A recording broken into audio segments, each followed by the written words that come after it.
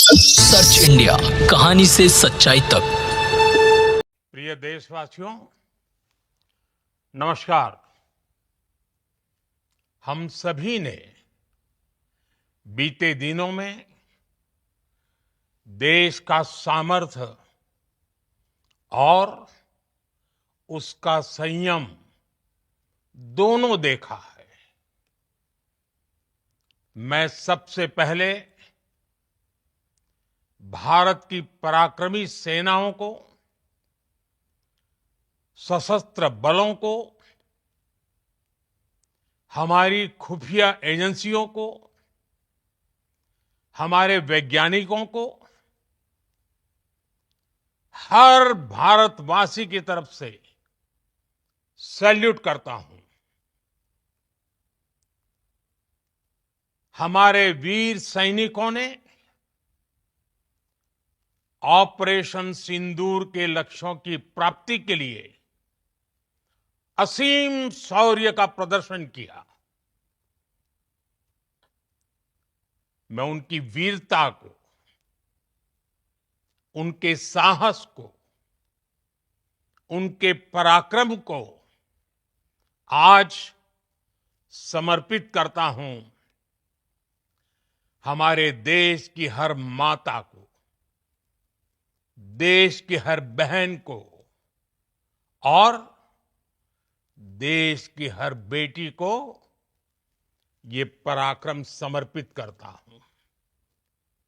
साथियों, 22 अप्रैल को पहलगाम में आतंकवादियों ने जो बर्बरता दिखाई थी, उसने देश और दुनिया को झकझोर दिया था। छुट्टियां मना रहे निर्दोष मासूम नागरिकों को धर्म पूछकर उनके परिवार के सामने, उनके बच्चों के सामने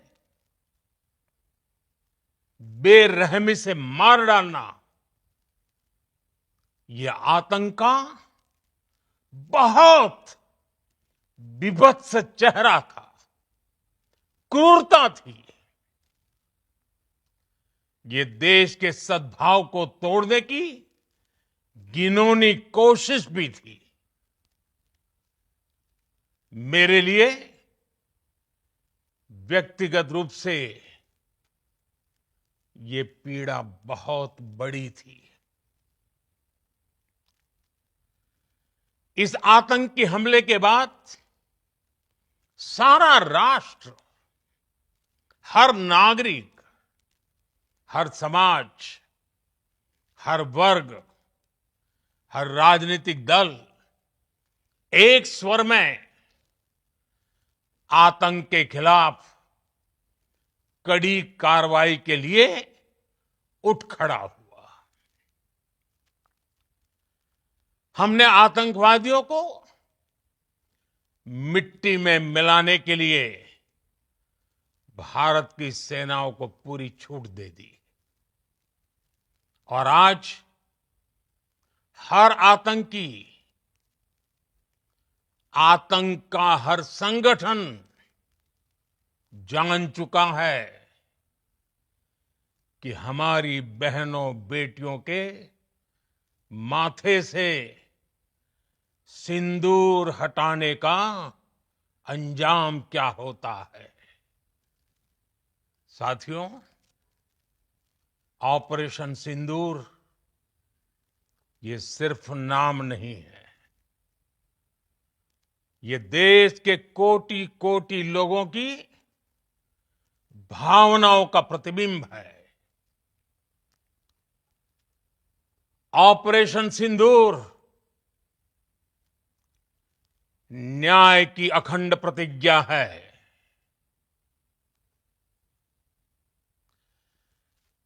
6 मई की देर रात, 7 मई की सुबह पूरी दुनिया ने इस प्रतिज्ञा को परिणाम में बदलते देखा है।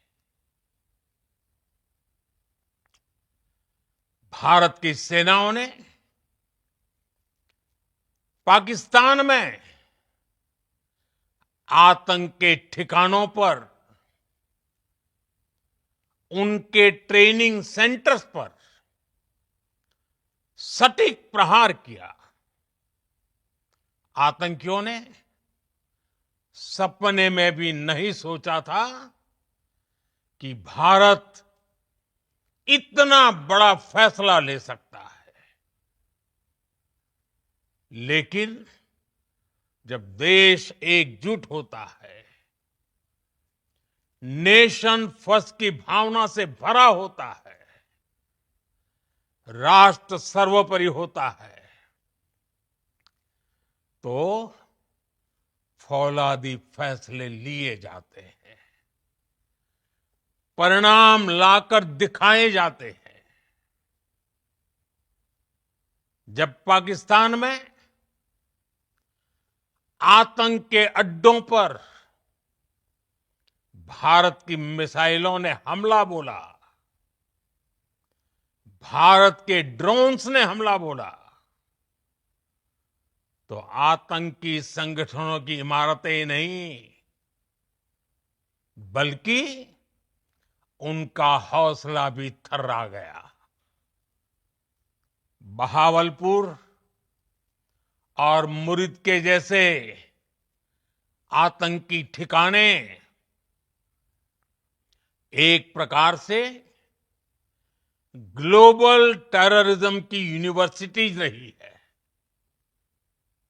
दुनिया में कहीं पर भी जो बड़े आतंकी हमले हुए हैं, चाहे 9/11 हो, चाहे लंदन ट्यूब बॉम्बिंग हो, या भारत में दशकों से जो बड़े बड़े आतंकी हमले हुए हैं, उन सब के तार कहीं ना कहीं आतंक के इन्हीं ठिकानों से जुड़ते रहे हैं। आतंकियों ने हमारी बहनों का सिंदूर उजाड़ा था, इसलिए भारत ने आतंक के ये हेडक्वार्टर्स उजाड़ दिए। भारत के इन हमलों में 100 से अधिक खूंखार आतंकवादियों को मौत के घाट उतारा गया है। आतंक के बहुत सारे आका बीते 2.5-3 दशकों से खुलेआम पाकिस्तान में घूम रहे थे, जो भारत के खिलाफ साजिशें करते थे। उन्हें भारत ने एक झटके में खत्म कर दिया। साथियों, भारत की इस कार्रवाई से पाकिस्तान घोर निराशा में गिर गया था, हताशा में गिर गया था, बौखला गया था। और इसी बौखलाहट में उसने एक और दुस्साहस किया। आतंक पर भारत की कार्रवाई का साथ देने के बजाय पाकिस्तान ने भारत पर ही हमला करना शुरू कर दिया। पाकिस्तान ने हमारे स्कूलों, कॉलेजों को, गुरुद्वारों को, मंदिरों को, सामान्य नागरिकों के घरों को निशाना बनाया। पाकिस्तान ने हमारे सैन्य ठिकानों को निशाना बनाया। लेकिन इसमें भी पाकिस्तान खुद बेनकाब हो गया। दुनिया ने देखा कि कैसे पाकिस्तान के ड्रोन्स, पाकिस्तान की मिसाइलें भारत के सामने तिनके की तरह बिखर गई। भारत के सशक्त एयर डिफेंस सिस्टम ने उन्हें आसमान में ही नष्ट कर दिया। पाकिस्तान की तैयारी सीमा पर वार की थी, लेकिन भारत ने पाकिस्तान के सीने पर वार कर दिया। भारत के ड्रोन्स, भारत की मिसाइलों ने सटीकता के साथ हमला किया। पाकिस्तानी वायुसेना के उन एयरबेस को नुकसान पहुंचाया, जिस पर पाकिस्तान को बहुत घमंड था। भारत ने पहले 3 दिनों में ही पाकिस्तान को इतना तबाह कर दिया जिसका उसे अंदाजा भी नहीं था। इसलिए भारत की आक्रामक कार्रवाई के बाद पाकिस्तान बचने के रास्ते खोजने लगा।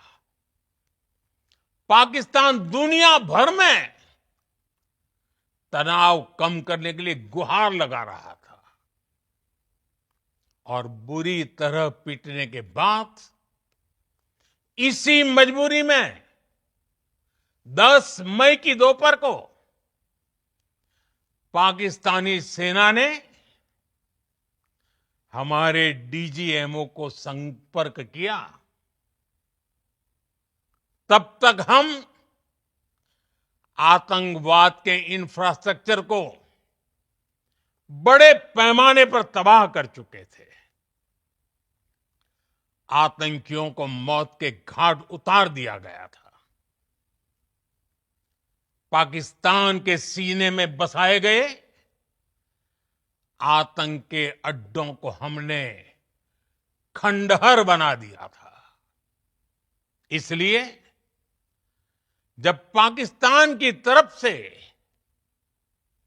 गुहार लगाई गई, पाकिस्तान की तरफ से जब ये कहा गया कि उसकी ओर से आगे कोई आतंकी गतिविधि और सैन्य दुस्साहस नहीं दिखाया जाएगा, तो भारत ने भी उस पर विचार किया।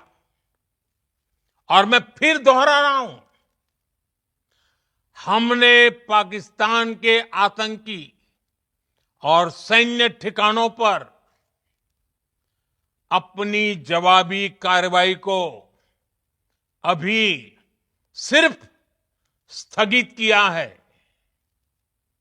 आने वाले दिनों में हम पाकिस्तान के हर कदम को इस कसौटी पर मापेंगे कि वो क्या रवैया अपनाता है। साथियों, भारत की तीनों सेनाएं, हमारी एयरफोर्स, हमारी आर्मी और हमारी नेवी, हमारी border security force BSF, Bharat के अर्धसैनिक बल लगातार अलर्ट पर है। सर्जिकल स्ट्राइक और एयर स्ट्राइक के बाद अब ऑपरेशन सिंदूर आतंक के खिलाफ भारत की नीति है। ऑपरेशन सिंदूर ने आतंक के खिलाफ लड़ाई में एक नई लकीर खींच दी है, एक नया पैमाना, न्यू नॉर्मल तय कर दिया है। पहला, भारत पर आतंकी हमला हुआ तो मुंह तोड़ जवाब दिया जाएगा। हम अपने तरीके से, अपनी शर्तों पर जवाब देकर रहेंगे। हर उस जगह जाकर कठोर कार्रवाई करेंगे जहां से आतंक की जड़ें निकलती हैं। दूसरा, कोई भी न्यूक्लियर ब्लैकमेल भारत नहीं सहेगा। न्यूक्लियर ब्लैकमेल की आड़ में पनप रहे आतंकी ठिकानों पर भारत सटीक और निर्णायक प्रहार करेगा। तीसरा, हम आतंक की सरपरस्त सरकार और आतंक के आकाओं को अलग अलग नहीं देखेंगे। ऑपरेशन सिंदूर के दौरान दुनिया ने पाकिस्तान का वो घिनौना सच फिर देखा है, जब मारे गए आतंकियों को विदाई देने पाकिस्तानी सेना के बड़े बड़े अफसर उमड़ पड़े। स्टेट स्पॉन्सर्ड टेररिज्म का ये बहुत बड़ा सबूत है। हम भारत और अपने नागरिकों को किसी भी खतरे से बचाने के लिए लगातार निर्णायक कदम उठाते रहेंगे। साथियों, युद्ध के मैदान पर हमने हर बार पाकिस्तान को धूल चटाई है और इस बार ऑपरेशन सिंदूर ने नया आयाम जोड़ा है। हमने रेगिस्तानों और पहाड़ों में अपनी क्षमता का शानदार प्रदर्शन किया और साथ ही न्यू एज वॉरफेयर में भी अपनी श्रेष्ठता सिद्ध की। इस ऑपरेशन के दौरान हमारे मेड इन इंडिया हथियारों की प्रामाणिकता सिद्ध हुई। आज दुनिया देख रही है 21वीं सदी के वॉरफेयर में made in India defence equipments, इसका समय आ चुका है।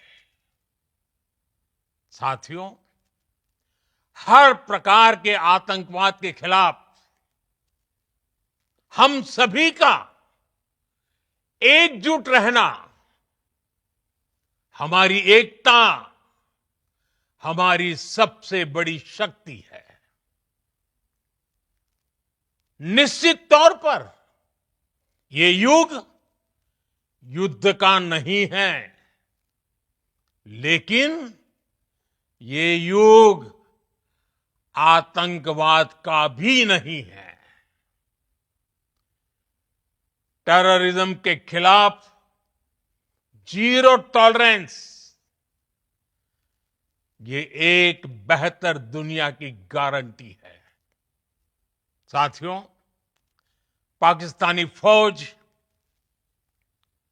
पाकिस्तान की सरकार जिस तरह आतंकवाद को खाद पानी दे रहे हैं, वो एक दिन पाकिस्तान को ही समाप्त कर देगा। पाकिस्तान को अगर बचना है तो उसे अपने टेरर इंफ्रास्ट्रक्चर का सफाया करना ही होगा। इसके अलावा शांति का कोई रास्ता नहीं है। भारत का मत एकदम स्पष्ट है। टेरर और टॉक एक साथ नहीं हो सकते। टेरर और ट्रेड एक साथ नहीं चल सकते और पानी और खून भी एक साथ नहीं बह सकता। मैं आज विश्व समुदाय को भी कहूंगा, हमारी घोषित नीति रही है अगर पाकिस्तान से बात होगी तो टेररिज्म पर ही होगी। अगर पाकिस्तान से बात होगी तो पाक ऑक्युपाइड कश्मीर पीओके उस पर ही होगी। प्रिय देशवासियों, आज बुद्ध पूर्णिमा है। भगवान बुद्ध ने हमें शांति का रास्ता दिखाया है। शांति का मार्ग भी शक्ति से होकर जाता है। मानवता शांति और समृद्धि की तरफ बढ़े, हर भारतीय शांति से जी सके, विकसित भारत के सपने को पूरा कर सके, इसके लिए भारत का शक्तिशाली होना बहुत जरूरी है। और आवश्यकता पड़ने पर